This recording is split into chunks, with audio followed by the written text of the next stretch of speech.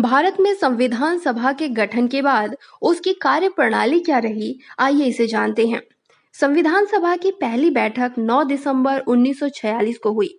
मुस्लिम league ने बैठक का बहिष्कार किया और अलग पाकिस्तान की मांग पर बल दिया। इसीलिए बैठक में केवल 211 सदस्यों ने हिस्सा लिया।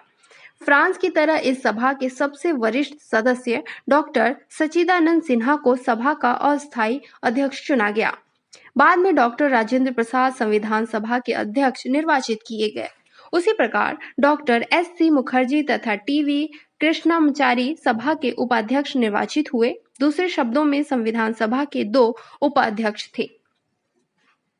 इसके उद्देश्य प्रस्ताव क्या हैं, इस पर एक नजर डालते हैं।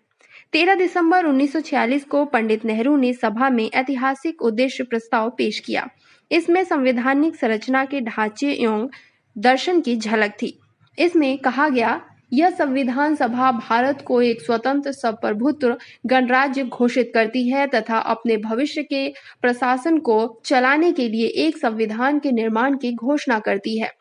ब्रिटिश भारत में शामिल सभी क्षेत्र, भारतीय राज्यों में शामिल सभी क्षेत्र तथा भारत से बाहर के इस प्रकार के सभी क्षेत्र तथा वे अन्य क्षेत्र जिनमें शामिल होना चाहिए भारतीय संघ का हिस्सा होंगे और उक्त वर्णित सभी क्षेत्रों तथा उनकी सीमाओं का निर्धारण संविधान सभा द्वारा किया जाएगा तथा इसके लिए उपरांत के नियमों के अनुसार यदि वे चाहेंगे तो उनकी अवशिष्ट शक्तियां उसमें निहित रहेंगी तथा प्रशासन के संचालन के लिए भी वे सभी शक्तियां केवल उनको छोड़कर जो संघ में निहित होंगी इन राज्यों को प्राप्त होंगी। संप्रभुत्व स्वतंत्र भारत के सभी शक्तियां एवं प्राधिकार इसके अभिन्न अंग तथा सरकार के अंग सभी का स्रोत भारत की जनता होगी। भारत के सभी लोगों के लिए न्याय, सामाजिक, आर्थिक एवं राजनीतिक स्वतंत्रता तथा सुरक्षा, अवसर की समता, विधि के समक्ष समता, विचार और अभिव्यक्ति, विश्वास, भ्रमण, संगठन बनाने आदि की स्वतंत्रता तथा लोक नैतिकता की स्थापना सुनिश्चित हो जाएगी। अल्पसंख्यकों, पिछड़े वर्गों तथा जनजातीय क्षेत्रों के लोगों को पर्याप्त सुरक्षा प्रदान की जाएगी।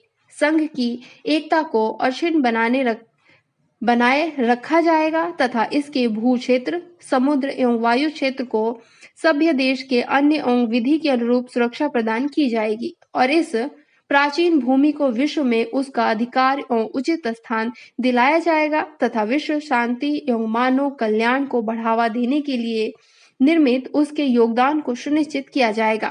इस प्रस्ताव को 22 जनवरी 1946 को सर्वसम्मति से स्वीकार कर लिया गया। इसने संविधान के स्वरूप को काफी हद तक प्रभावित किया। इसके परिवर्तित रूप से संविधान की प्रस्तावना बनी।